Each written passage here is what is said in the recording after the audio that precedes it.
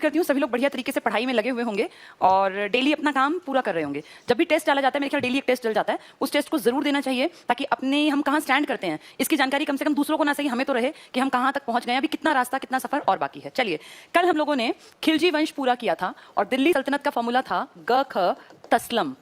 ग ख तस्लम में से गुलाम वंश के 5 बड़े नाम आप अच्छी तरह जानते हैं। इकता प्रथा जब भी आए इल्तुतमिश आएगा, चालीसा पूछे तो भी इल्तुतमिश, चालीसा का गठन करने वाला इल्तुतमिश लेकिन खत्म करने वाला बलबन। अगर कहीं पहली मुस्लिम और इकलौती मुस्लिम शासिका तो रजिया सुल्तान। और अगर पूछें कि ऐसा कौन था जिसने 20 साल राजा के रूप में सुल्तान के रूप में काम किया पर उसके अंडर ऊपर रहते हुए भी उसके अंडर रहने वाला आदमी नायब ममलिकात बहुत फेमस था, बलबन। कौन था वो? नासिरुद्दीन महमूद। कहते हैं टोपी सीकर जीवन यापन करता था और बताया मैंने नींद में कहीं कहीं भाग जाता था। तो ये गुलाम वंश था जिसका खात्मा हो गया लगभग बलबन के बाद ही। हाँ, किसी तरह घसीटते घसीटते 4 साल और काटे और फाइनली 1290 में गुलाम वंश लास्ट एंड देखा गया।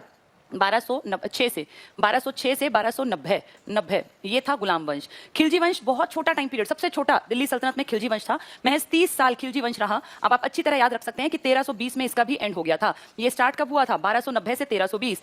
इसमें मेनली सबसे बड़ा आदमी था अलाउद्दीन खिलजी। लेकिन अगर पूछें कि पहली बार दक्षिण भारत का अभियान किसके समय में हुआ तो आंसर आएगा जलालुद्दीन खिलजी। जलालुद्दीन का ही भतीजा तो था अलाउद्दीन। अलाउद्दीन ने 20 साल राज किया है 1296 से 1316। लेकिन इसकी बाजार नियंत्रण प्रणाली आज तक भी सरकारें फॉलो करती हैं। ये बहुत बड़ा रिफॉर्मर था, बहुत बड़ा अपने टाइम पे अनपढ़ था लेकिन ज्ञान इसके अंदर बहुत था। इसने सबसे ज्यादा बड़ा काम एक तो बाजार के ऊपर किया था, बाजार का नियंत्रण, और दूसरा काम इसने किया था अपनी सेना को बहुत ताकतवर बनाया। याद होगा ना इसकी स्थायी सेना, घोड़े दागना, चेहरे हुलिये लिखना, बहुत स्ट्रिक्ट टाइप का आदमी था। जब काम करना है मतलब काम करना है। और बेहतरीन टाइम पीरियड देख के गया। इसके टाइम में मंगोलों ने बहुत बार आक्रमण किया। अब कल एक बच्चे ने पूछा भी था कि मंगोलों के सर्वाधिक आक्रमण किसके टाइम में हुए, तो मंगोल आए हर एक के टाइम में, लेकिन एक होता है कम और ज्यादा। अब मंगोल का क्वेश्चन ध्यान से सुनना, ये क्वेश्चन 2 इसके अलग अलग आंसर हैं। अगर पूछे मंगोलों के सर्वाधिक आक्रमण तो अलाउद्दीन के टाइम में आपको लिखा हुआ मिलता है अलाउद्दीन के टाइम में सर्वाधिक आक्रमण हुए। लेकिन इक्की दुक्की किताब को ज्यादा छानने पर मिलता है कि जो आज पढ़ने जा रहे हैं तुगलक, इसके टाइम में मंगोलों ने 29 बार आक्रमण किए थे। लेकिन इसकी ऑथेंटिसिटी नहीं है, ये कंफर्म नहीं है कि 29 बार आए भी थे कि नहीं। हो सकता है बढ़ा के दिखा दिया गया हो, क्योंकि जब आप बहुत सारी किताबें सर्च करते हैं तो आप पाते हैं कि इसके नाम के साथ 29 बार हर एक जगह नहीं लिखा।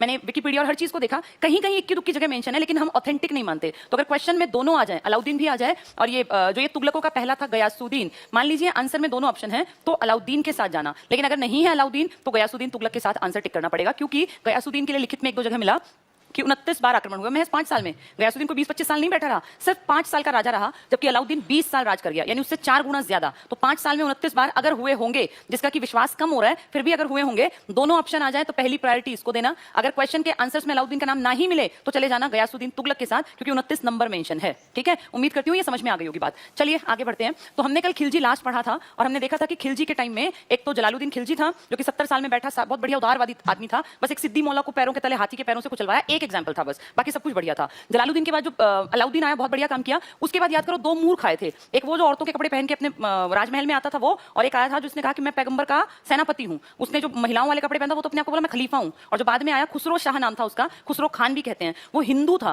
हिंदू से पहले वो मुसलमान बना, यानी इंडियन मुसलमान, और फिर तुर्कों के शासन के टाइम खुद राजा बन गया, सुल्तान बन गया। तो उसके खिलाफ विद्रोह हुए और दीपालपुर के सूबेदार ने कहा कि ये कैसा मुसलमान है, ये तो ओरिजिनल मुसलमान है ही नहीं, ये तो बेसिकली हिंदू है, और अगर है भी मुसलमान तो इंडियन मुसलमान कैसे बन गया, ये तुर्कों का साम्राज्य है। इसीलिए दीपालपुर के उस सूबेदार ने इस खिलजी लास्ट जो हिंदू है और पहला इकलौता हिंदू जो कि मुसलमान के नाम पे गद्दी पे बैठ गया, वरना एक भी हिंदू नहीं बैठा था, ये इंडियन मुसलमान भी अकेला है, हिंदू भी अकेला, इंडियन मुसलमान भी अकेला। तो जो ये दीपालपुर का सूबेदार है ना, इसने उसकी हत्या कर दी, उसका मर्डर कर दिया। क्यों हुआ? छोटा सा कुछ घंटे चला, उसका मर्डर करके बोला अब मेरी है दिल्ली सल्तनत। जो ये आदमी है ऐसा कहने वाला, इसका नाम है गयासुद्दीन तुगलक। इसी को कहते हैं गाजी बेग तुगलक। गाजी बेग तुगलक। गाजी का मतलब जानते हो? गाजी एक उपाधि है, उपाधि।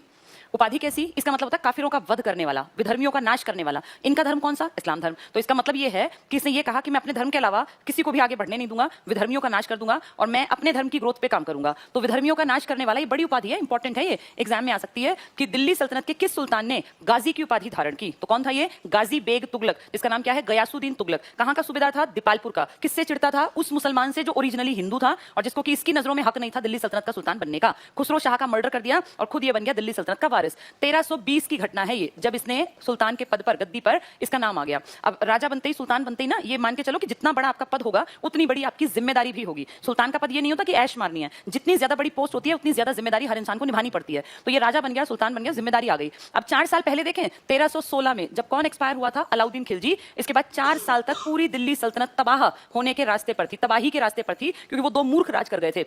एक तो लगभग 4 साल और एक 5 महीने। कौन कौन? वो एक मूर्ख आदमी था ना जिसने क्या कहा कि मैं ही खलीफा हूं, तो महिलाओं के कपड़े पहन के तो राजमहल में आता था। और दूसरा कौन? जो ये असली मुसलमान भी नहीं था, हिंदू था, और जो कहता था मैं पैगंबर का मैं उसका मतलब एक आदमी हूं, मैं उसकी तस्वीर मुझे मान लो। तो ऐसे लोगों ने एक बेइज्जती कर दी थी सुल्तान के पद की, और अब लोग सोचते हैं सुल्तान मूर्ख होते हैं। जैसे पीएम है, कोई पीएम अगर अच्छा काम करे तो देश में इज्जत बनती है ना, 5 ही साल तो काम कर पाता है एक टेन्योर में। अगर वो बेइज्जती कर दे और देश में और कहीं कहीं बाहर विदेशों में और उस टाइम पे ढेर अटैक हो जाए, लड़ाइयां हो, और अपने आप से इमेजिन कर लो ना, मान लो कोई पीएम बैठा है 5 साल में खूब लड़ाइयां हो रही हैं, अटैक हो रहे हैं, तबाही मच रही है, तो हम क्या कहें पीएम की कोई वैल्यू नहीं है। लेकिन अगर कोई पीएम अपने टेन्योर में देश की ग्रोथ रेट को बहुत ऊपर ले जाए, हर तरफ खुशियां हो, साइंस टेक्नोलॉजी विकास करे, खेती में विकास हो, सर्विसेज का डेवलपमेंट हो, रोजगार मिले युवाओं को, तो पूरे देश के दिमाग में कि भाई पीएम के कारण है। ये डिफरेंस आप आज भी फील करते हैं ना, तब भी ऐसा ही हुआ। सारे देश की जनता, जो सल्तनत काल की जनता थी या तुर्क सरदार थे, उन सबको लगा कि ये कैसा पद है, इसकी कोई औकात तो है ही नहीं सुल्तान की। 4 सालों में सब बर्बाद कर दिया था। किसके मरने के बाद? अलाउद्दीन खिलजी के मरने के बाद। तो उन 2 मूर्खों के कारण जो टोटल सोच थी ना लोगों की सुल्तान के प्रति, वो मिट्टी में मिल गई। सोचो 20 साल की मेहनत उन 2 मूर्खों ने मिट्टी में मिला दी। अब किसी के मन में रिस्पेक्ट नहीं है सुल्तान के पद के लिए, सुल्तान का सारा खजाना खाली है, यानी कहने को हेड बन गया, पैसा नहीं है पास, तो खजाना खाली, कितनी बड़ी दिक्कत, कोई उसकी रिस्पेक्ट नहीं करता, दूसरी बड़ी दिक्कत, और उसकी जो केंद्रीय सत्ता है उसकी कमजोरी के कारण विद्रोह होने लग गए थे आसपास। तो इन सब चुनौतियों का सामना करना पड़ा। ये बहुत इजीली जो राजा की गद्दी पर बैठ गया था, सिर्फ एक हिंदू मुसलमान आदमी को मार के और राजगद्दी पर बैठना बहुत आसान था, लेकिन अब उसको चलाना बहुत मुश्किल था। ये इतनी बड़ी बड़ी प्रॉब्लम्स जब इसने फेस की तो उसको लगा कि मुझे काम करना पड़ेगा। काम करने के लिए जनता का खुश होना बेहद जरूरी है, और अब सारी चीजें डिपेंड करती थी, क्योंकि खजाना खाली था, कि राजकोष कैसे भरेगा। मैंने कल भी कही थी ये बात, बार बार बता रही हूं, इस टाइम सर्विसेज का उतना बोलबाला नहीं था जितना कि खेती का था। खेती से याद है, घरई कर, चरई कर। घरई कर क्या था? Property tax. फिर चरई कर था दुधारू पशुओं पे। ये अलाउद्दीन ने कितना सारा पैसा जनता से तो इकट्ठा किया। राजकोष कभी नहीं बढ़ सकता अगर जनता एंटी हो राजा के। तो जितना बड़ा राजकोष था उसका कहीं ना कहीं कारण था, जनता टैक्स देती थी, और देखो हर तरह का टैक्स लेता था वो। दुधारू पशु जानवर अगर दूध दे रहे हैं तो भी टैक्स लगेगा, तेरे पास अपना घर है तो भी टैक्स लगेगा, कोई कुछ भी कर रहा है तो टैक्स देना है। जनता टैक्स देके खुश थी। पहले स्ट्रिक्ट लगता था, लोग उससे चिढ़ते थे, लेकिन धीरे धीरे देखा कि ये टैक्स देने से देश का फायदा, सुल्तान के अंडर जितनी प्रॉपर्टी है उसका फायदा था। और देखो मैंने बताया था 50% तक इसने टैक्स लिया। अगर कोई 100 बोरी अनाज पैदा कर रहा है तो 50 बोरी राजकोष में जा रही है, मतलब राजा के पास जा रही है। तो लोग टैक्स देने से भागते नहीं थे, क्योंकि उन्हें पता था कि हमारी गारंटी, हमारी जो ये सेफ्टी है, ये राजा के हाथ में है। लेकिन अब जो ये 4 साल 20 साल इतना अच्छा टाइम देख के, और अब इन 4 सालों में 2 मूर्ख सुल्तानों ने सब चीजें मिट्टी पलीत कर दी, सब कुछ खत्म कर दिया। अब वापस से किसी को दोबारा से उस डिग्निटी पे पहुंचना है तो पहले प्रूफ करना पड़ेगा अपने आप को। तो ऐसा ही हुआ, राजकोष खाली मिला, और राजकोष कब भरेगा? जब जनता खुश होगी। तो जनता खुश कब होगी? इस टाइम ज्यादातर लोग क्या करते थे? कृषि करते थे। यानी फाइनली देखा जाए तो अगर किसान खुश होगा तो किसान टैक्स देगा, टैक्स देगा तो राजकोष में पैसा जाएगा, पैसा जाएगा तो सेना खड़ी होगी, सेना खड़ी होगी तो आसपास की टेरिटरी पे एक धाक बनेगी, एक दबाव बनेगा, और जितनी बड़ी सेना होगी उतनी टेरिटरी बढ़ेगी और उतना ज्यादा पैसा फिर राजा के राजकोष में आ सकता है। यानी किसानों से शुरुआत करनी थी। ये दिल्ली सल्तनत का पहला सुल्तान है, फर्स्ट सुल्तान, बहुत इंपॉर्टेंट पॉइंट है, जिसने किसानों के लिए काम किया। आपको याद है ये जो बीजेपी सरकार आई है, ये पिछले टेन्योर में भी क्या वादा करके आई थी कि हम किसानों की आय को दुगना कर देंगे, याद होगा ना आपको। आज भी हम जानते हैं कि भारत की एक बहुत बड़ी आबादी किसानों की है, या किसानों के बच्चों से बनी हुई है, किसानों के परिवारों से बनी हुई है। जब ये सरकारें आती है ना तो ये इतने वादे करती है, इतने वादे, और आप देखना हर बार किसानों को ये कहीं ना कहीं 1-2 पॉइंट में जरूर ऐड करती हैं। जब ये अपना एक तरह से मैनिफेस्टो निकालती है ना कि हम ये करेंगे वो करेंगे, तो उन्हीं किसानों के दम पे तब भी खाते थे और आज भी खाती हैं सरकारें। बेवकूफ बना देती हैं। किस किसान की दुगनी आय हो गई आप भी जानते हैं और मैं भी, कि किसानों की दुर्गत हुई है। जब भी सरकारें बनने के उसमें आती है ना, जब इलेक्शन आते हैं तो क्या कहते हैं? ऋण माफ कर देंगे, ये कर देंगे, वो कर। और हालत ये है कि किसान रोज नीचे नीचे नीचे, पिछले 10-20 सालों में आप देख लो किसानों के पास कुछ नहीं बचा। आज हर किसान चाहता है कि मेरा बेटा बेशक चपरासी लग जाए, लेकिन वो सरकारी नौकरी 20,000-22,000 की पकड़ ले, लेकिन मेरी तरह किसानी ना करे, खेती ना करे। अगर किसान सच में खुश होता, अगर किसान सच में कमाता, तो क्या किसान चाहता कि मेरा बेटा चपरासी बन जाए? हर किसान से आप पूछ के देखना, वो यही कहेगा कि मैं नहीं चाहता कि मेरी अगली पीढ़ी किसानी करे, क्योंकि वो दुखी है, वो बहुत परेशान है। तब यहाँ पे क्या हुआ? इस राजा ने, जो ये अगला सुल्तान है, गयासुद्दीन तुगलक, इसने कहा मैं किसानों के लिए काम करूँ। सच में किया, हमारी सरकारों की तरह दिखावटी नहीं। इसने किसानों की भलाई के लिए नहरें बनवाई। उस टाइम पे पानी के ऊपर डिपेंड थे, और पानी बारिश के ऊपर डिपेंड थे, कि बारिश हुई तो फसल हो जाएगी वरना नहीं होगी। तो इसने बहुत इंपॉर्टेंट पहला स्टेप लिया। ये स्टेप ना अलाउद्दीन ने लिया था, ना इल्तुतमिश ने, ना बलबन ने। तो अपने आप में पहला बड़ा स्टेप है ये, खेती के लिए, किसानों के विकास के लिए। इसने नहरें खुदवाई, और इसने शाही नहरें, मतलब देश के पैसे से, जनता के पैसे को इसने कितना अच्छा यूटिलाइज किया। शाही नहरें बनवाई ताकि किसानों तक, अब जैसे यमुना नदी से नहर निकाल के ये अपना दूर दूर तक ले गया। उस टाइम पे ऐसी नहरें नहीं जैसी आज थी, लेकिन पानी की अवेलेबिलिटी करा दी अगले आदमी ने। यही जिम्मेदारी होती है, जो आदमी राजा है, सुल्तान है, उसकी यही जिम्मेदारी। इसने बहुत सारे कामों में सबसे पहला स्टेप जो लिया वो किसानों का ध्यान रखा। तो किसान खुश हो गए, किसान खुश होंगे तो खेती करेंगे, खेती करेंगे तो टैक्स देंगे, टैक्स देंगे तो पैसा आएगा, पैसा आएगा तो सेना बनेगी, सेना बनेगी तो फिर आसपास के राजाओं को भी दबना पड़ेगा, भाई जिसकी ताकतवर सेना उससे दबेंगे। इस तरह से इसने धीरे धीरे करके अपने अभियान छेड़े। सिर्फ 5 साल का राजा है ये, 1320 से लेके 1325 का, महज 5 साल का। इसके बाद इसके बेटे ने प्लान करके इसका मर्डर करवा दिया, और मर्डर ऐसा करवाया जो किसी को फील भी नहीं हुआ कि ये मर्डर है। बाद में बात करेंगे, पहले इसके कामों की बात करते हैं। तो सबसे इंपॉर्टेंट काम इसने क्या किया? नहरों के ऊपर काम किया। दूसरा, इसने जो है ना अपनी टेरिटरी को बढ़ाया। टेरिटरी को बढ़ाया इसने। और हमने देखो कल पढ़ा था या 3-4 दिन से जो हम पढ़ रहे थे कि दिल्ली सल्तनत कहने को दिल्ली है सल्तनत का नाम, लेकिन ये पाकिस्तान के सिंध, अफगानिस्तान, याद होगा ना, ये और पूरा इलाका इसके पास था। फिर धीरे धीरे अलाउद्दीन खिलजी ने देखो अपने अभियान चलाए थे, राजस्थान को उसने अपने अंडर ले लिया था, रतन सिंह, पद्मिनी, वो किससे याद होंगे, हमीर देव वाले। उसके बाद गुजरात उसने अपने अधीन लिया था, रायकर्ण बघेल जो उसकी अपनी बेटी देवल देव को लेकर देवगिरी चला गया था, फिर उसने ये भी अपने अंडर लिया, लेकिन इसके साथ दोस्ती निभाई क्योंकि ये रास्ता था उत्तर भारत और दक्षिण भारत को जोड़ने का। फिर हमने पढ़ा था कैसे अलाउद्दीन ने साउथ की तरफ देखो गोलकुंडा की खदान से ये काफूर जो था ये वो लेकर आया था ना उसके लिए अपना वो हीरा जो आज महारानी ब्रिटेन के ताज में है, तो कोहिनूर हीरा। साउथ की तरफ पकड़ तो बना ली थी, लेकिन इन इलाकों से पैसा लेके होयसल, काकतीय वंश साउथ के थे सारे, इस बेल्ट पे कब्जा नहीं जमाया था अलाउद्दीन ने। उसने सिर्फ यहां से अपना कर बांधा, भाई साल में तुम इतने रुपए मुझे दोगे, नहीं मिले रुपए तो मेरी सेना दोबारा अटैक करेगी। यानी साउथ से हर साल पैसा जाने लग गया टैक्स के रूप में दिल्ली सल्तनत में। अब ये टैक्स जो है ना, इससे इसकी सेना और बढ़ती गई, लेकिन जब वो 4 साल नालायक राजाओं ने काटे तो ये टैक्स धीरे धीरे करके लोगों ने देना बंद कर दिया। भाई राजा के डर से टैक्स देते थे ना उसकी सेना के दम पे, अब वो टैक्स खत्म हो गया। अब वापस से इसको गयासुद्दीन को ताकत लगानी पड़ेगी ताकि वो लोग इसके अंडर आ जाएं, क्योंकि अब वो लोग फ्री हैं, उन्हें पता है अलाउद्दीन मर गया और ये बकवास टाइप के सुल्तान है, इनकी कोई औकात है नहीं। गयासुद्दीन को ये प्रूव करना पड़ेगा कि मेरी औकात है पैसा लेने की, तभी तो वो इसको पैसा देंगे डर के मारे। तो अब इसने क्या किया, जब ये राजपाट में आया 1321 में इसने एक अभियान भेजा साउथ की तरफ। वारंगल किसकी राजधानी है उस टाइम पे, राजधानी थी तेलंगाना की। यानी ये वाला जो इलाका था ना जो पहले अलाउद्दीन से डर गया था, और यहाँ के राजा ने कोहिनूर हीरा मलिक काफूर को दे दिया था, और अपनी देखो सोने की जंजीर याद होगा आपको बनवाई थी बहुत बड़ी, एक अपनी 6 फुट से भी ऊंची कदकाठी का सोने से बना स्टैचू, और उस पे जंजीरें कि भाई मैंने तुम्हारी अधीनता मान ली। प्रताप रुद्र देव का नाम आपको याद होगा। तो अब इसने अपने आप को प्रूव करना है इसको दोबारा से गयासुद्दीन को, तो ये यहाँ अपने बेटे के अंडर एक अभियान भेजेगा राजा बनने के अगले ही साल 1321 में, लेकिन ये असफल रहेगा, नहीं जीत पाएगा। अभी कहीं ना कहीं वो 4 साल की जो कमजोरी है वो सामने आएगी। 2 साल बाद अपने बेटे को फिर से भेजेगा। इसका बेटा लायक है, बहुत पढ़ा लिखा, जूना खां, उसकी उपाधि है उलूग खां। तो इसके बेटे का नाम है जूना खां और उसने उपाधि ले रखी है उलूग खां। ये बहुत सारे लोग उलूग खां थे, बलबन भी तो उलूग खां था, ये उपाधि है। इसका असली नाम जो आगे पढ़ेंगे हम वो पढ़ेंगे मोहम्मद बिन तुगलक, MBT। तो इसने अपने, अभी MBT फेमस नहीं है, ये राजा बन के फेमस होगा। तो अपने बेटे को कहा कि बेटा भाई हम लोगों को प्रॉपर्टी इकट्ठी करनी है और टैक्स हमें जो है नहीं दे रहे साउथ वाले, क्योंकि 4 साल से उनकी आदत खराब हो गई, वो टैक्स देना उन्होंने बंद कर दिया। तो तू सेना लेके जा, अभियान चला, और इस राजा को जो ये प्रताप रुद्र देव है ना, जो पहले कभी डर के मारे अलाउद्दीन को पैसे देता था, अब इससे हमें सिर्फ पैसे नहीं चाहिए, हम अपनी टेरिटरी यहां तक ले जाएंगे, हम यहां तक पहुंचेंगे। तो उसका बेटा ये जूना खां, उलूग खां या MBT मोहम्मद बिन तुगलक दिल्ली से एक फौज लेके, अब देखो राजा बने 3 साल हो गए, तो मतलब पैसा भी इकट्ठा हो गया होगा, टैक्सेस आए होंगे, यहां से एक फौज लेके अभियान लेके चलता है, और यहाँ वारंगल में तेलंगाना में जब ये अटैक करता है दोबारा, पहले 21 में आया था, तो ये बहुत बढ़िया तरीके से प्लान तरीके से इसने अटैक किया, और यहाँ के राजा प्रताप रुद्र देव की हार हुई। अब वो हार गया, और हारने के बाद ये नहीं कि टैक्स दे, ये बोले कि ये टेरिटरी हमारी है, इस पे हमारा हिस्सा है। तो साउथ में अब तक कोई राजा जाके उसमें हिस्सा नहीं लेके आया था, वो सिर्फ वहां से पैसा लाए थे। ये पहला सुल्तान है गयासुद्दीन तुगलक जिसने दिल्ली सल्तनत को साउथ तक टेरिटरी को पहुंचा दिया। ये बहुत इंपॉर्टेंट पॉइंट है एग्जाम के पॉइंट ऑफ व्यू से। अगर कहेंगे दक्षिण में पहला अभियान किसके टाइम में हुआ, जलालुद्दीन खिलजी।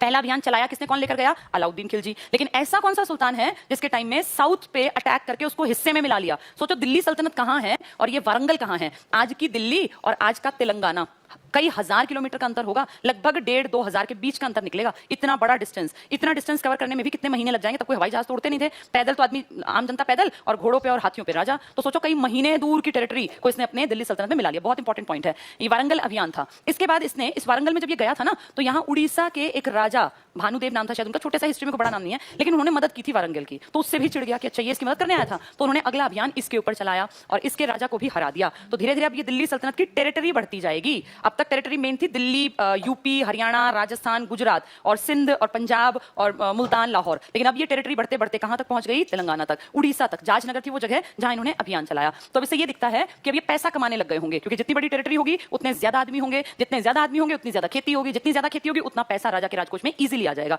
यानी धीरे धीरे धीरे करके इस गयासुद्दीन तुगलक ने अपनी टेरिटरी बढ़ा के और एक तरह से अपने राजकोष को भरना स्टार्ट कर दिया। ये राजकोष भरना तब पॉसिबल होता है जब जनता आपसे खुश हो। अगर आप जनता आपसे खुश नहीं है तो आप राजकोष लंबा नहीं भर पाएंगे। आजकल की तरह थोड़ी था कि चाहे जनता पसंद नहीं करती, आप क्रिमिनल हैं, आप कुछ भी हैं, लेकिन आप एक बार बन गए MP MLA तो आपकी 7 पुश्तें बैठ के खा लेंगे। तब ऐसा नहीं था, अगर राजा काम करेगा तो वो टिकेगा, नहीं तो उसका कोई ना कोई मर्डर कर देगा। तो 5 साल इसने बहुत बढ़िया काम किया, 1320 से लेके 1325 तक।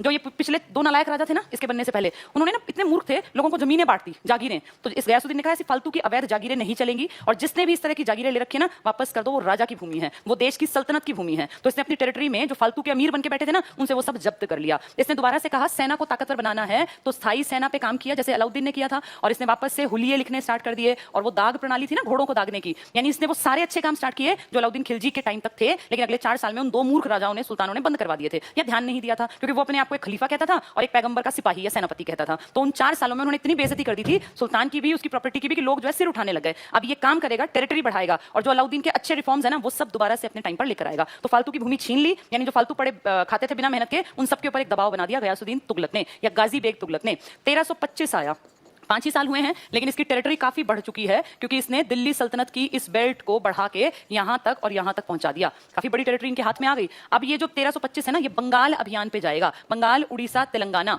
यानी ये वाली बेल्ट ये पूरी अपनी, अगर ये 5-10 साल टिकता तो पूरे इंडिया का सारा हिस्सा इसके हाथ में होता। तो ये इसका बेटा करेगा फिर इंडिया का बड़ा हिस्से पे अधिकार। तो इस अभियान में जीत के ये वापस लौटा, और वापस लौटते टाइम जब कहीं बीच में थे तो इसके बेटे के दिमाग में आया कि पिताजी जो है पता नहीं कब तक टिकेंगे, और मुझे राजा बनने की जो है इच्छा है, तो पिताजी का सफाया करना पड़ेगा। तो रास्ते में वो इनके साथ ही गया था, जूना खां, उलूग खां, जहां ये वापस लौट रहे थे बंगाल जीत के, तो बीच में एक इलाका पड़ता था, वहां रात में ठहरे, और एक ना रातों रात रुकने के लिए लकड़ी का महल बनाया गया, जिसका कोई बेस नहीं था। जैसे कोई भी चीज अगर आप बनाते हैं घर, तो नीचे नींव खोदी जाती है ना, बहुत मजबूत, जितनी मजबूत नींव होगी उतना सेफ रहेगा घर। नींव में बहुत पैसे लगते हैं घर बनाने में, क्योंकि दीवारें तो पतली पतली हैं पर नींव बहुत भारी भरी जाती है, ताकि कोई भी दिक्कत आने पे घर ना गिरे। यहाँ ये महल बनाया गया लकड़ी का, ये ऊपर रख दिया सीधे जमीन पर, कुछ खोदना नहीं, कुछ नहीं करना, बस ये था कि भाई राजा लौटेगा सुल्तान, तो रात में कहाँ स्टे करेगा, तो एक महल सा खड़ा कर दिया लकड़ियों को फट्टे लगा लगा के। तो इस महल में जब वो लोग सोए, जूना खां जानता था, उसी ने बनवाया था कि ये रात में गिरेगा, बस इतना ही है कि 2-4 घंटे चलेगा, ये गिरेगा रात में। जूना खां उठ के बाहर आ गया, और राजा जो उसके पिताजी हैं सुल्तान गयासुद्दीन तुगलक या गाजी बेग तुगलक, वो अंदर सोए रहे। उनको क्या पता इसकी क्या प्लानिंग है, वो तो ढंग से भी अपने बेटे को ले गए थे, उन्होंने तो साउथ में भी अपने बेटे को भेजा था, यहाँ भी ले गए, लेकिन उसकी प्लानिंग वो भांप नहीं पाए, और रात में वो लकड़ियों का महल हिल हिल के और सोते हुए उस सुल्तान के ऊपर गिर गया, और फिर सुबह तक उसकी सांस निकली मिली। कहीं कहीं लिखा है कि रात में हाथियों से टक्कर मरवा के वो महल गिराया गया। अब भगवान जाने क्या सच है क्या नहीं है, लेकिन हाँ फाइनली ये राजा मर गया, ये सुल्तान मर गया, और 5 साल बाद ही इसका प्रशासन खत्म हो गया। लेकिन इसकी गद्दी संभालने के लिए कोई विद्रोह नहीं करना पड़ा, क्योंकि इसका बेटा पहले से ही तैयार था। जो पिता के राजा बनते ही 1321 में अभियान चला के आया, 23 में और जीत के भी आया, 25 में पिताजी के साथ था, तो इसको एक्सपीरियंस था कि कैसे अटैक करना होता है, क्या करना होता है। और सबसे इंपॉर्टेंट बात, ये जूना खां सबसे ज्यादा पढ़ा लिखा और योग्य शासक था, मोहम्मद बिन तुगलक। आपने बचपन में खूब पढ़ा होगा, ये मूर्ख बादशाह था, पढ़ा लिखा मूर्ख था। ये एक ऐसा आदमी था जिसकी बहुत ज्यादा ज्ञान था, जिसको मैथ्स का, फिजिक्स का, साइंस का, नक्षत्रों का उस टाइम पर, और इतना पढ़ा लिखा होने के बावजूद प्रैक्टिकल चीजों में इसकी पकड़ उतनी अच्छी नहीं बन पाई। और इसी कारण कहने को तो 26 साल, पर फाइनली लोग इससे इतने परेशान थे कि जब ये मरा तो एक बड़े राइटर ने लिखा कि आज सुल्तान के मरने से प्रजा को सुल्तान से और सुल्तान को प्रजा से मुक्ति मिल गई। तो इससे ये देखो कि लोग कितने दुखी थे इस आदमी से। ये लंबा टिक गया दुखी होने के बावजूद भी। 1325 से 1351 तक इस देश पर, दिल्ली सल्तनत पर राज किया था MBT ने, मोहम्मद बिन तुगलक। और जितनी टेरिटरी इसके पास थी ना, उतनी किसी के पास नहीं थी दिल्ली सल्तनत में, चाहे गुलाम थे, खिलजी थे, तुगलक थे, सैयद थे, लोधी थे। सबसे बड़ी जो टेरिटरी जिस डायनेस्टी में, दिल्ली डायनेस्टी में बनाई थी, वो इस MBT ने बनाई थी। इसके टाइम में 23 प्रांत थे, पूरे इंडिया की बेल्ट इसके पास थी। एक छोटा सा हिस्सा इसका जो बचा था वो कश्मीर, इसका आधा कश्मीर इसके पास नहीं था। पाकिस्तान भी पूरा इसके पास, सिर्फ पाकिस्तान का ये हिस्सा जो मिनरल बहुत ज्यादा मिलते हैं, बलूचिस्तान, ये इसके अधिकार में नहीं था, वरना अफगानिस्तान के हिस्से पर इसका अधिकार था। कहने को मूर्ख है लेकिन बहुत ज्ञानी है, योग्य था, लेकिन प्रैक्टिकल नॉलेज नहीं थी। थ्योरी की सारी समझ थी पर प्रैक्टिकल चीजों में पिछड़ गया। तो पूरा अफगानिस्तान का बड़ा हिस्सा, पाकिस्तान लगभग पूरा, एक बलूचिस्तान को छोड़ दो, इंडिया पूरा कश्मीर को छोड़ दो, और थोड़ा सा हिस्सा साउथ का रहता था। पर इसके टाइम में बहुत बढ़िया कामकाज किया, टेरिटरी सबसे बड़ी। लेकिन इसी के टाइम में धीरे धीरे करके साउथ के इलाके आजाद भी होने लगे थे। जैसे एक चीज होती है किसी चीज को अचीव करना, ये मैं कई बार कहती हूँ, फर्स्ट आना बहुत आसान है, लेकिन फर्स्ट पोजीशन को मेंटेन करना बहुत टफ होता है। तो ये फर्स्ट तो आ गया, टेरिटरी बढ़ा ली, लेकिन उसको मेंटेन नहीं कर पाया, और इसी कारण इसी के टाइम पीरियड में साउथ में मुस्लिम कम्युनिटी भी अलग हो गई और हिंदू कम्युनिटी भी अलग हो गई। विजयनगर और बहमनी टाइप के राज्यों का जिक्र करेंगे जब MBT को डिटेल से पढ़ेंगे, पर पहले आज इसके पिताजी का टॉपिक पूरा करते हैं। अब जो तुम नोट्स बनाओगे ना, वो नोट्स यहां से बनेंगे। ये पहली स्लाइड है, तुगलक वंश। तुगलक ने सिर्फ 5 साल, पहले तुगलक ने 5 साल काम किया, तो 5 साल को बहुत बड़ा ऐसा काम कोई नहीं कर सकता, इसीलिए इसके पॉइंट्स बहुत कम है, लेकिन कुछ इनिशिएटिव इसने पहली बार लिए, इसलिए इंपॉर्टेंट है। तो तुगलक वंश स्टार्ट होता है 1320 और ये चला 94 सालों तक, सबसे लंबा टाइम पीरियड देखा 94 ईयर्स तक। ये फर्स्ट स्लाइड है, लास्ट में मैं एक बार सारा रिवाइज कराऊंगी, तब दोबारा दिखा दूंगी स्पीड से। तो तुगलक वंश 1320 से 1420 आने वाला था, 6 साल तो कम है, 94 ईयर्स तक राज किया एक डायनेस्टी ने, जिसमें बड़े राजा कहेंगे तो 3, वैसे 6-7 राजा हैं, लेकिन उनकी वैल्यू नहीं थी, वैल्यू थी मेनली 3 आदमियों की। 1320 से 1414, 94 साल तक शासन, सबसे लंबा शासनकाल। पूछेंगे सबसे छोटा तो खिलजियों का, महज 30 साल का, और जिसमें से 20 साल तो एक ही बैठा रहा था, अलाउद्दीन खिलजी, जिसकी कॉपी बहुत लोगों ने की, क्योंकि उसके रिफॉर्म्स बेस्ट थे, अपने टाइम में सबसे बेहतरीन काम करके। राशनिंग व्यवस्था आज तक हमारी सरकार चला रही है, वो उसी के टाइम की देन है। तो सबसे लंबा शासनकाल। पहला जो इसका मेन आदमी था तुगलक में, इसका जिसका नाम है गयासुद्दीन तुगलक। अब जैसे खिलजी जो है ना वो एक वंश था, तुगलक कोई वंश नहीं है, इस आदमी का नाम ही तुगलक था। जैसे किसी का नाम रख देते हैं तो इसके नाम में तुगलक था, तो लोगों को लगता है कि ये कोई डायनेस्टी तुगलक है। तुगलक कोई वंश नहीं है, पर इसके नाम की देखा देखी जो अगले आए उन्होंने भी अपने नाम में तुगलक रखा। सबने नहीं, लेकिन 3 ने, इसने, इसके बेटे ने और फिर अगले आदमी ने, जो इसका चचेरा भाई था इस वाले का, एमबीटी का। ठीक है, तो ये 3 ने तुगलक रखा। तुगलक इनके जो पहले आदमी है इसका नाम है, ना कि कोई वंश है। फिर भी नाम इसी के उससे वंश चल पड़ा। 1320 से 25 5 साल रहा। इसी का मर्डर किया एमबीटी ने। मर्डर कह लो, प्री प्लान्ड मर्डर था वो। मोहम्मद बिन तुगलक, एक एमबीक्यू पढ़ाया था, मोहम्मद बिन कासिम, 17 साल का वो लड़का जो 712 ईस्वी में अटैक करने आया था और जिसने देखो दाहिर को हराया था, सिंध के राजा को। दाहिर हिंदू राजा था ना, चचनामा बताया था, एक किताब है जिसमें उसके बारे में जानकारी है। उसकी पत्नी ने पहली बार जौहर प्रथा, जिसमें वो अग्निकुंड में औरतें कूदती हैं, जो राजपूतों की शान बना था बाद में। तो मोहम्मद बिन तुगलक लंबा टिका, जिसने लकड़ी का महल बनवाया था प्लान करके अपने पिताजी को मरवाने के लिए। 1325 से 51, 26 साल राज किया इसने।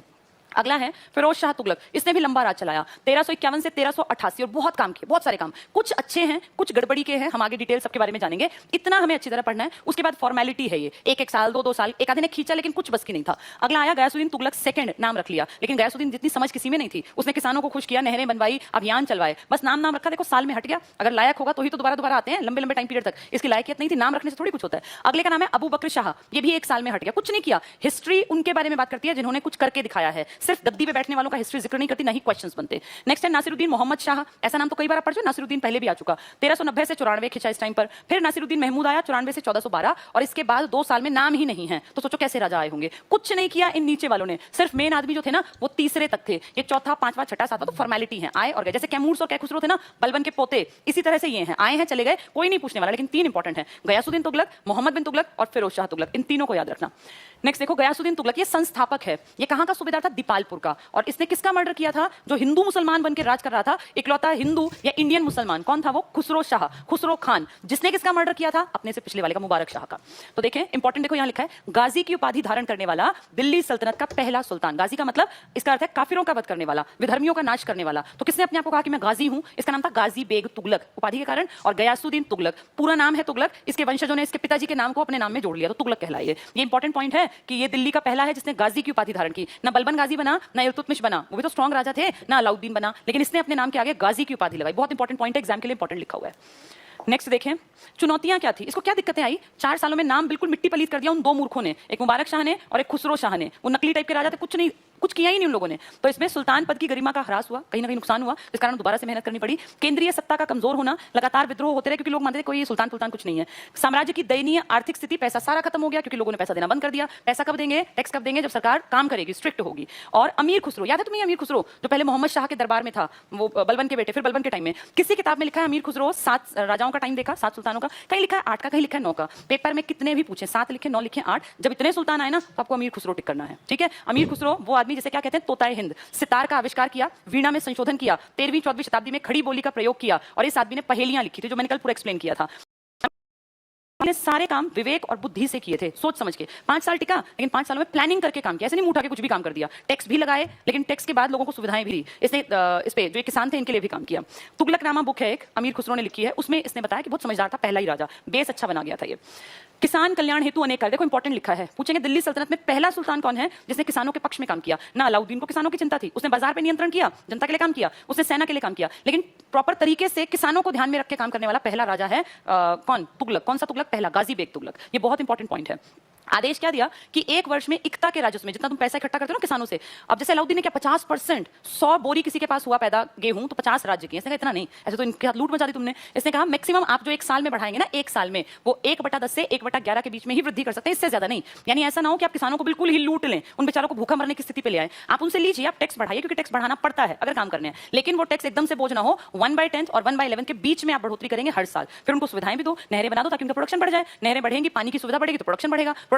अब जैसे अंबानी है, कोई अंबानी को कहे कि 10% टैक्स देना है तो बहुत बड़ा है ना, अंबानी का 10% तो बहुत बड़ा, लेकिन उसके पास 90 जो बच गया तो उस बचे हुए का भी तो हिस्सा बहुत बड़ा है। अब किसी आदमी की टोटल सैलरी है 2000 और उसको कहें जी आपको 10% टैक्स देना है, तो 2000 में से वो जितना देना पड़ेगा उसकी तो जान निकल जाएगी ना, क्योंकि उसका तो 1-1 रुपया कीमती है। अब अंबानी के इतने अरबों खरबों रुपए में से निकल भी गया 10%, तो क्या फर्क पड़ना है। इसने यही बात समझी और इसने कहा किसानों की आय बढ़ानी चाहिए, उस आय को बढ़ा के हम टैक्स लेंगे ना तो किसान को चुभेगा नहीं। अब किसी के पास कुल ही 100 रुपए हैं और आप कह रहे हैं कि इनमें से 50 मेरे, तो अगला 50 से पूरा साल कैसे काटेगा। किसी के पास अगर 5000 रुपए हैं और आप कह रहे हैं 2500 मेरे, तो फिर भी उसका साल कट सकता था, तो इसने किसानों की आय बढ़ाने के लिए काम किया। आय बढ़ेगी तो वो टैक्स अपने आप दे देंगे, तो इसने ये कहा कि भाई इससे फालतू पैसे मत बढ़ाना टैक्स के रूप में, ये इंपॉर्टेंट है, ये भी किसान से जुड़े पॉइंट है। इसने सेना का पुनर्गठन किया, चेहरा प्रणाली दोबारा चला दी, जो किसने चलाई थी? अलाउद्दीन ने। हर सैनिक का हुलिया लिखा जाता है, इसकी हाइट, इसकी हेल्थ, इसके बालों का रंग, ताकि सैनिक हमेशा अलर्ट रहे, रोज प्रैक्टिस के लिए आए। वरना सैनिक बड़े चालाक थे, अपना नाम लिखवाते सेना में और फिर अपने बेटे को, अपने गुलाम को भेज देते, प्रैक्टिस करने जाते ही नहीं। जब फाइनली 10 साल 20 साल बाद कभी अटैक होता कभी राजा के ऊपर, तो राजा कहता आ जाओ भाई सैनिक, तो देखता सारे सैनिक बेढंगे हैं, ना उनको चलना आता, ना भागना, ना दौड़ना। जीतेगी कैसे सेना? सेना तब जीतती है जब सैनिक बहुत ज्यादा ताकतवर हो, जोश से भरे हुए हो। तो इसने कहा हर एक का चेहरा लिखो, कद काटी, वही आदमी रोज आना चाहिए प्रैक्टिस पे, और घोड़ों को दागो। तो जो अच्छे काम अलाउद्दीन के थे ना, वो गयासुद्दीन ने अपनी सेना और अपने लोगों में भी करवाए। ये बहुत इंपॉर्टेंट पॉइंट देखो, सिंचाई हेतु नहर खुदवाने वाला फर्स्ट सुल्तान है, वेरी इंपॉर्टेंट। अब तक किसी ने काम नहीं किया, बलबन इल्तुतमिश ढेर बड़े बड़े आए हैं, चाहे अलाउद्दीन खिलजी था, लेकिन अब तक नहरों पे काम जिसने किया है, पहला नाम वो है गयासुद्दीन तुगलक, गाजी बेग तुगलक, विधर्मियों का नाश करने वाला, गाजी की उपाधि धारण करने वाला, दिल्ली सल्तनत का पहला राजा। बहुत इंपॉर्टेंट पॉइंट। नेक्स्ट है सभी अवैध अनुदानों, वो 4 साल में 1316 से 20 के बीच में दो मूर्ख राजा थे ना, दुनिया भर के पैसे लोगों ने लूट लिए उनसे। उनको कुछ भी कह के उनको कहते भाई राजा आप तो महान है, तो कहता चलो वहां की जागीर तुम्हारी। कोई आता राजा सुल्तान आप जितना समझदार, तो कोई देखा चलो वहां की जागीर तुम्हारी। मूर्ख थे, अनुदान इतने दे डाले बिना लायक आदमी को भी ढेर जमीनें कि उस गांव से तुम टैक्स इकट्ठा करो, हमें कोई जरूरत नहीं है, हम वो टैक्स नहीं लेंगे। तो भाई ना अपना कमाया, जिसने कमाया है वही खर्च करने की कीमत जानता है, जिसने कमाया ही नहीं वो सीधा खर्च कर रहा है, उसको थोड़ी पता पैसे की वैल्यू क्या है। तो ऐसे थे वो दो मूर्ख। इसने क्या कहा, सभी अवैध जो अनुदान दिए गए, फालतू में जो ग्रांट्स दी गई, जागीरों को जब्त किया। इसने पता लगवाया भाई कौन सा तुम्हारे पास कहां से आई है जमीन, तो जी मुझे तो खुसरो शाह ने दी, वापस करो। खुसरो शाह जैसा राजा था, सबको पता है, मूर्ख था, उसने ये फ्री में बांट रखी है। यानी खुसरो शाह ने जो गलती की, ये वो हिंदू से बना मुसलमान है, उसने फालतू में जमीनें बांटी। अब जमीन बट गई तो राजा कंगाल हो गया ना, अगले ने तो 5 महीने काटने थे, उसको क्या फर्क, वो जानता था कि मेरी लायकियत नहीं है, बांट गया जमीनें। लेकिन जो अब अगली पीढ़ी है उन्हें तो काम करना है, इसने कहा सारी वापस करो जागीरें, जो तुम्हारी पुरानी जागीर है ना, वो तुम्हारी जो तुम्हें अब मिली है 4 साल में वापस जमा करा दो, तो वो राजा की बन जाएगी हर चीज। सैन्य अभियान चला इसने, अपनी सेना भेजी, तभी तो लोग इसे डरेंगे। तेलंगाना अभियान चलाया, तेलंगाना जिसकी राजधानी वारंगल थी, 1321 में असफल रहा, राजा बना 20 में, 21 में भेज दिया, नहीं मिली सफलता। 23 में जूना खां, इसका बेटा जिसकी उपाधि है उलूग खान, जो बाद में कहलाएगा एमबीटी, मोहम्मद बिन तुगलक, पुत्र लिखा, देखो इसी का बेटा है ये, इसी ने इसका मर्डर किया था, लायक भी था। तो जूना खां, उलूग खां और एमबीटी एक ही आदमी है। एमबीटी वो तब बनेगा जब वो गद्दी पे बैठेगा। उसने उपाधि धारण की है उलूग खां की, और उसका नाम है जूना खां। तो किसका बेटा है ये? गयासुद्दीन तुगलक का, ठीक है। इसके नेतृत्व में वारंगल शासक प्रताप रुद्रदेव, ये नाम मैंने तुम्हें कल भी पढ़ाया था, परसों भी पढ़ाया था, क्योंकि ये नाम हमने पढ़ा था जब अलाउद्दीन खिलजी ने अभियान चलाया था साउथ की तरफ, सिर्फ पैसा इकट्ठा करने के लिए, उसको वहां जाके बसना नहीं था। तो प्रताप रुद्रदेव के ऊपर अटैक हुआ था और मलिक काफूर आया हुआ था, बड़ी सेना लेके, स्थायी सेना लेके। तो प्रताप रुद्रदेव ने सोचा क्यों इनसे पंगे लेने, थोड़ा सा लड़ा, फिर फाइनली अपना वो सोने की बना के अपनी पूरा जो स्टैचू था और उसको जंजीरों से जकड़ा और एक तरह से सैनिकों के हाथ भिजवा दिया कि सर ये हमारे राजा का, और इन्होंने आपकी अधीनता मान ली। और फिर वो हीरा भिजवाया कोहिनूर, तो खुश हो गया जो ये काफूर था, और इसने कहा ठीक है टैक्स हर साल भिजवा देना, हम वापस जा रहे हैं। तो ये जो प्रताप रुद्रदेव है, अलाउद्दीन ही तो मरा है, ये थोड़ी मरा है, ये तो एज इट इज राज कर रहा है। ये पुराने राजा 50-50 साल भी राज करते थे, मान लो 30 में बन गया और जिंदा रहा 100 साल तक, तो 70 साल का राजा बनेगा ये। तो ये प्रताप रुद्रदेव अभी जिंदा था, पहले इसके ऊपर अटैक किया था अलाउद्दीन ने, मलिक काफूर नेतृत्व करके, और इसी ने हीरा दिया था, इसी ने वो काम किया था। अब इसके ऊपर अटैक करेगा गयासुद्दीन का बेटा, और गयासुद्दीन का बेटा इसको हरा देगा, और हरा के अब ये कहेंगे हमें टैक्स वैक्स नहीं चाहिए, ये हिस्सा हमारा। साउथ में अब तक इन्होंने टेरिटरी नहीं बनाई, ये पहली टेरिटरी है जो ये बनाएंगे।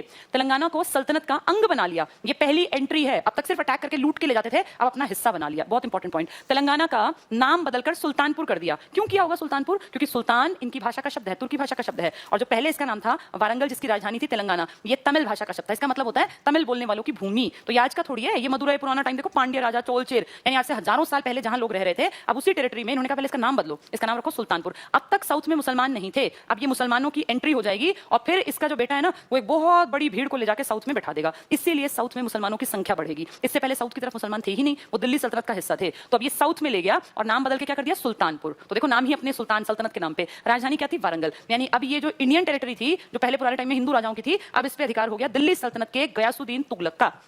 बहुत इंपॉर्टेंट पॉइंट, दक्षिण भारत का फर्स्ट प्रांत जो दिल्ली सल्तनत में जोड़ा गया। अब तक दिल्ली सल्तनत मेन बस गुजरात के बाद एंड था, साउथ को जोड़ा नहीं, हराया, दबाया, डराया, टैक्स लिया, लेकिन अब इसको जोड़ दिया गया। नाम क्या बदला इसका? सुल्तानपुर। पहले केवल टैक्स लिया जाता था अलाउद्दीन के समय। दक्षिण भारत का अभियान तो जलालुद्दीन के टाइम में स्टार्ट हुआ था, लेकिन अलाउद्दीन के टाइम डरा दिया था बिल्कुल, और वो सब साउथ से डर के चुपचाप हर साल टैक्स भेजते थे। इसने जाके कहा ये हिस्सा मेरा है, वारंगल का, तेलंगाना का। अलाउद्दीन के समय मेनली किस पे फोकस था? टैक्स पे, और अब फोकस है टेरिटरी पे। डायरेक्ट कंट्रोल नहीं था अलाउद्दीन का। मलिक काफूर जो था ना, वो डरा के धमका के बस पैसे बांध गया था, उसका ये नहीं था कि तुम हमारे हिस्से में हो।